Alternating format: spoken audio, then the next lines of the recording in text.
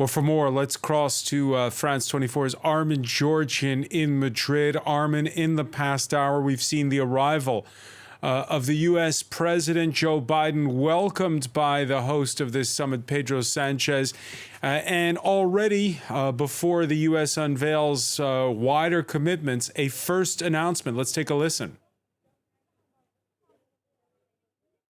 Discussed today, we're going to work on an agreement to increase the number of U.S. naval destroyers stationed at Spain's Rota Naval Base, which will also enhance the bilateral defensive relationship between Spain and the United States. We expect that to occur much sooner than later. But the bottom line is this. Together, the alliance is strengthening its posture, is dealing with the threats and strengthening our posture against the threats from the East and challenges from the South.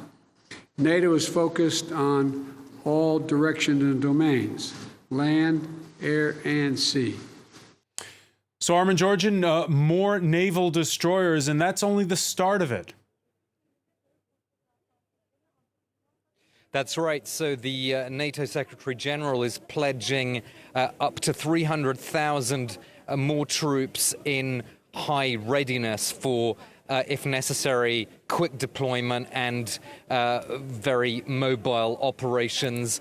There's also probably going to be some sort of agreement on more rotations of NATO troops through Eastern European members of the alliance, troop rotations rather than permanent bases, because that is something some NATO members are a little bit skeptical about for financial reasons and because of broader political disagreements. But certainly NATO is going to make some pledges on this phrase that it keeps using, strengthening its eastern flank. And in terms of Ukraine, we're expecting an assistance package to be announced, which will help to train and equip the Ukrainian armed forces. That's actually a slightly separate thing from arms deliveries, which are done at the level of individual NATO member states. But of course, NATO will be making some commitments and pledges to Ukraine,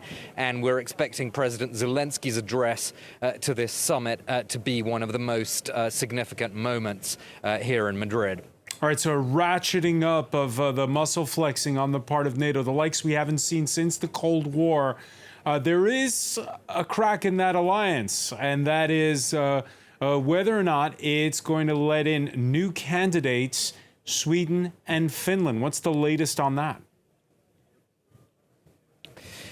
Well, there's a meeting happening right now, a four-way meeting of the leaders of Turkey, Sweden, Finland, and the NATO Secretary-General. That follows on, of course, from discussions in a trilateral format the day before between the Turkish and Finnish and Swedish sides.